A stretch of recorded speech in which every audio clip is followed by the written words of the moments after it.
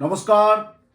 আমার সকল ইউটিউব এবং ফেসবুকের প্রত্যেকে আমার আরও একবার নতুন করে কৃতজ্ঞতা এবং ধন্যবাদ জানাই। পিতা স্বর্গ পিতা ধর্ম পিতাই পরমং তব পিতরি পিতিমা পণ্যে প্রিয়ন্ত সর্বদেবতা জননী জন্মভূমিশ্চ স্বর্গাদপি গরিয়সী গুরু ব্রহ্মা গুরু বিষ্ণু গুরুদেব মহেশ্বর গুরুরেব পরম ব্রহ্ম তদ্বৈ শ্রী গুরবে নমঃ। অখণ্ড মণ্ডলস্যং ব্যক্তম যেনং চরাচরং তৎপদং দর্শিতং জ্ঞানং তদ্বৈ শ্রী গুরবে নমঃ। প্রণাম জানাই বাবা মাকে, প্রণাম জানাই গুরুদেবকে, প্রণাম জানাই গুরু মাকে এবং আমার অগণিত শিষ্য ভক্ত শুভানুদ্দয়কে আন্তরিক প্রীতি অভিনন্দন, এক রাস ভালোবাসা। নমস্কার। আজকের প্রোগ্রামটা আমি একটা করছি বিশেষ, যেটা আমি এত আগে করছি কেন আপনাদের জন্য বলে রাখি।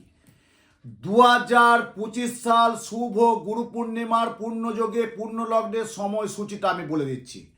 2025 সাল অর্থাৎ এই বছর 2025 সাল গুরু পূর্ণিমা 9 জুলাই বুধবার রাত্রি 1:21 গতে পূর্ণিমা পড়ছে। তাহলে আমরা গুরু পূর্ণিমাটা কবে পাচ্ছি? 10ই জুলাই বৃহস্পতিবার, অর্থাৎ ওই দিন হচ্ছে গুরুবার।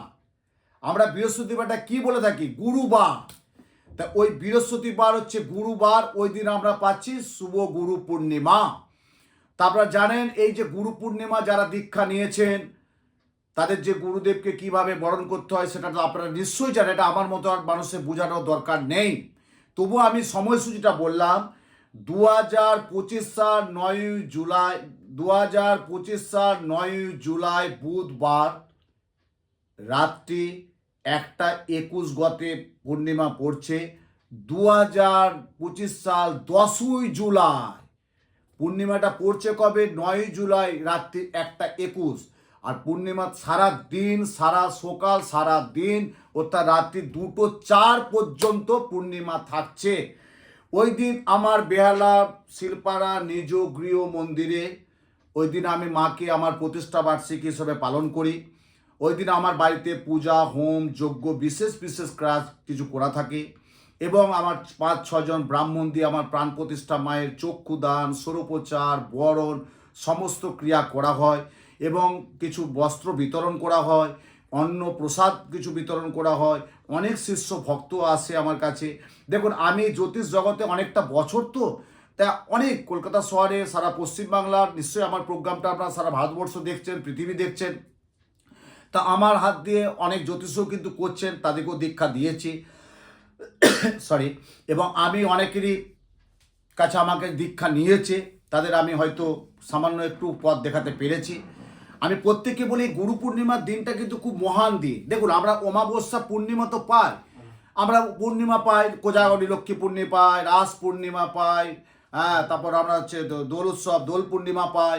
এই যে গুরু পূর্ণিমা, শ্রী শ্রী ব্যাসদেবের গুরু পূর্ণিমা, যে গুরু পূজা, দেখুন ঠাকুর শ্রী শ্রী রামকৃষ্ণ পরমহংসদেব, আমাদের মনের ঠাকুর, ঠাকুর শ্রী শ্রী রামকৃষ্ণ পরমহংসদেব, উনিও কিন্তু তোতাপুরীর কাছে দীক্ষা নিয়েছিলেন। আবার ঠাকুর রামকৃষ্ণ পরমহংসদেব একদম এত বড় একটা মহান মানুষ, স্বামী বিবেকানন্দ কিন্তু দীক্ষা দিয়েছিলেন নরেনকে। তা দীক্ষা যারা নিয়েছেন তারা তো দীক্ষা সম্পর্কে জানেন। এবং এই দিন আমারও কিছু দীক্ষার দান কাজ আছে। আমি বছরে কিন্তু 2 দিন দীক্ষাটা দিই, মানে 2টো বার।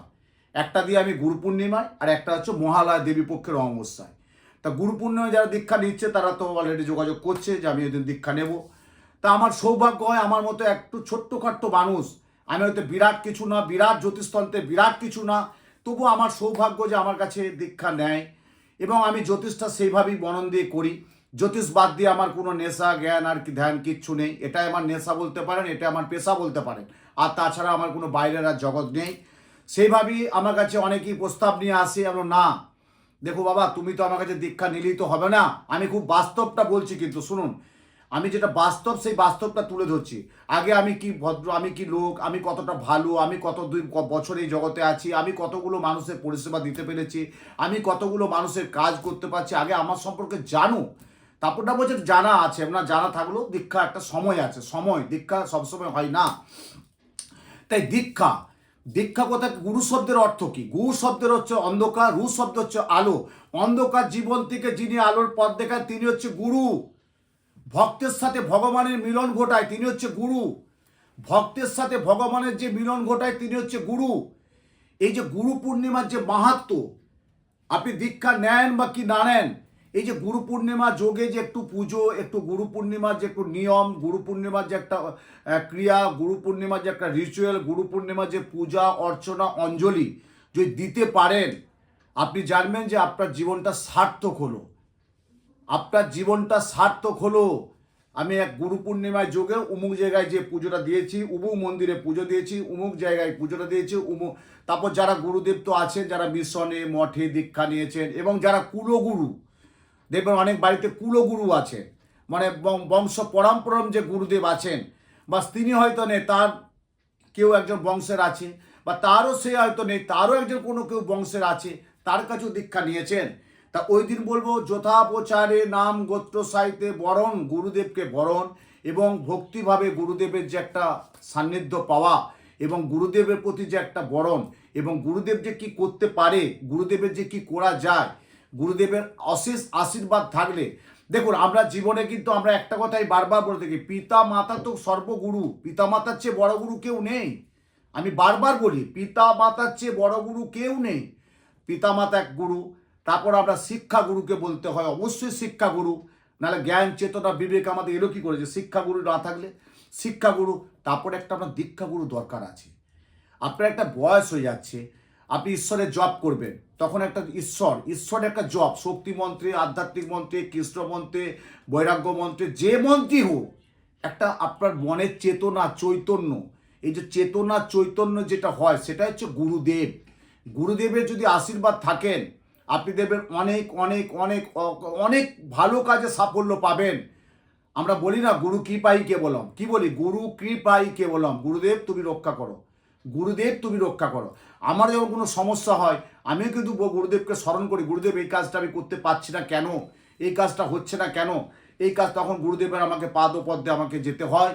তা আমার গুরুদেব হচ্ছে, উনি স্বর্গীয় হয়েছেন, মারা গেছেন 2000, আমি দীক্ষা নিয়েছিলাম অনেক বছর শৈশবকালে, এবং আমার সে একদম কৌলভিষিক্ত করা আছে, তন্ত্রাভিষিক্ত করা আছে, এবং আমার দীক্ষিত যে গুরুদেব ছিলেন বাঁকুড়া জেলার জয়রামবাটি অন্তর্গত হাসলডোয়া মুখার্জি পরিবারের সেখান বিখ্যাত মানুষ, তখন ওনার দীক্ষা আমি নিয়েছিলাম।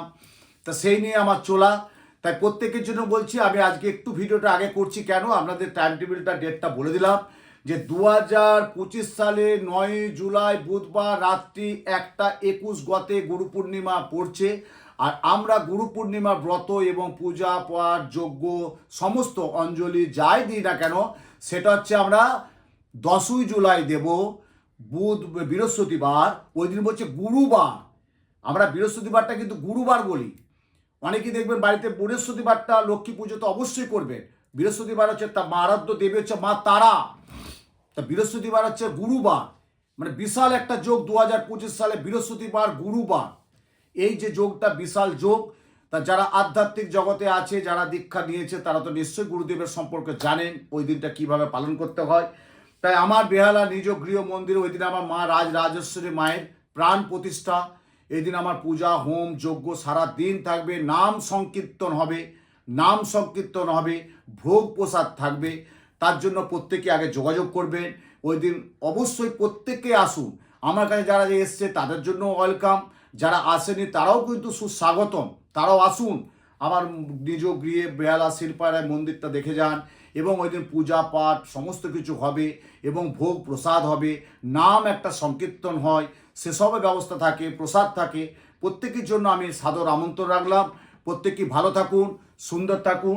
দিনটা জেনে রাখুন, 10ই জুলাই, 10ই জুলাই বৃহস্পতিবার গুরুবার, ওই দিন কিন্তু বিশেষ বিশেষ গুরু পূর্ণিমা যোগ। প্রত্যেকেই ভালো থাকুন, সুন্দর থাকুন, গুরু কি পাই কেবল।